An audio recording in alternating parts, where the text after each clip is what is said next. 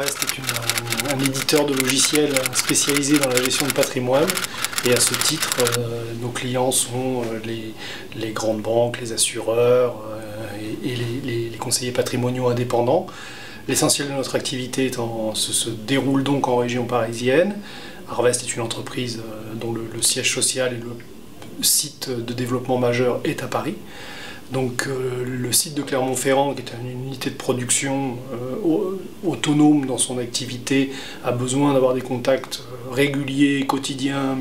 pluriquotidiens, avec à la fois les sites parisiens d'Harvest et nos clients. Donc le fonctionnement déjà de l'entreprise en réseau local étendu existe, avec des connexions de type SDSL,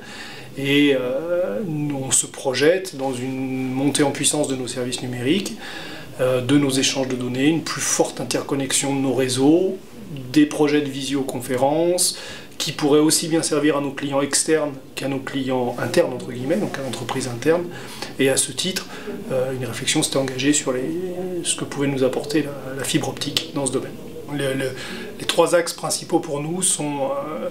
un renforcement de l'aspect réseau local uniquement par montée en puissance du débit. Donc pour que le fait de travailler entre Clermont et Paris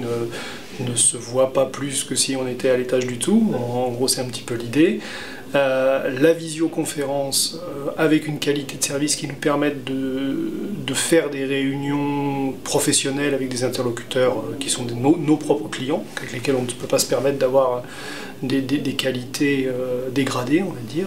Puis développement des services de téléphonie IP aussi qui sont à l'étude pour les communications internes notamment sur les deux sites, puisque les équipes sont interdépendantes. Aujourd'hui, elles travaillent sur des projets communs, et donc il y a des communications incessantes entre les développeurs qui sont ici et ceux qui sont à Paris. Nous avons des relations avec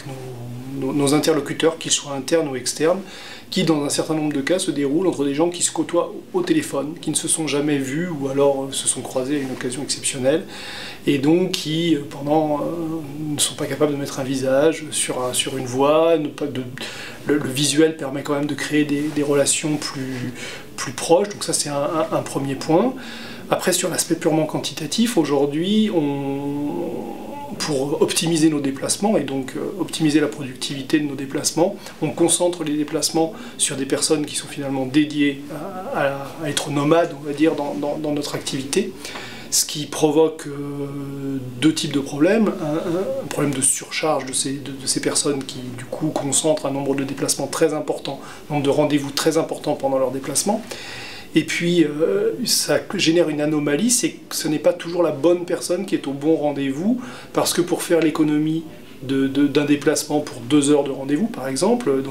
et on ne va pas faire déplacer un technicien qui serait la bonne personne, par exemple un chef de projet, et donc à ça, je vais prendre son rôle, on va dire,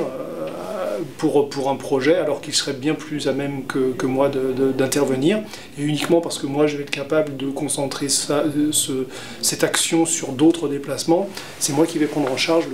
le rendez-vous. Des solutions de visioconférence, par exemple,